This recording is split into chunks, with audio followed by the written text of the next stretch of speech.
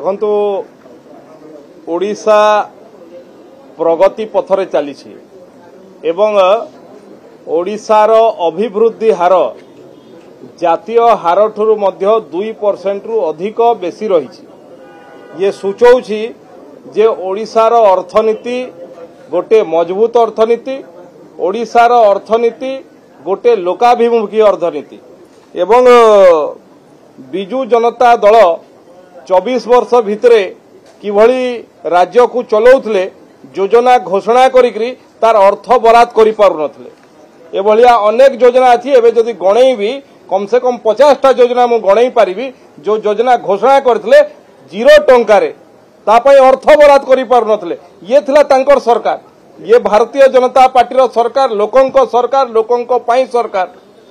प्रथमे बजेट रे एवं एबे अतिरिक्त बजेट रे 17,440 कोटी टंका व्यय बराद करछंती एवं जहा जहा कहिचु से सबु कथा को करूचु। जो जो घोषणा आमे करिचु सबुथि पई अर्थ बराद मध्य करछु एवं काम मध्य चलीछि, जहा रिफ्लेक्शन आपण नुआपड़ा रे देखिले जे लोके सरकार को पसंद करछंती, सरकार रो आर्थिक परिचालना को पसंद करछंती।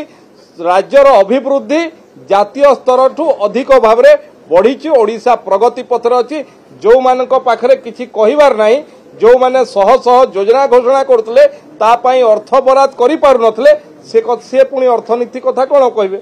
एवं दीर्घ 24 वर्ष रे सामाजिक परिवर्तन केते हिछि तार उत्तर रखंतु।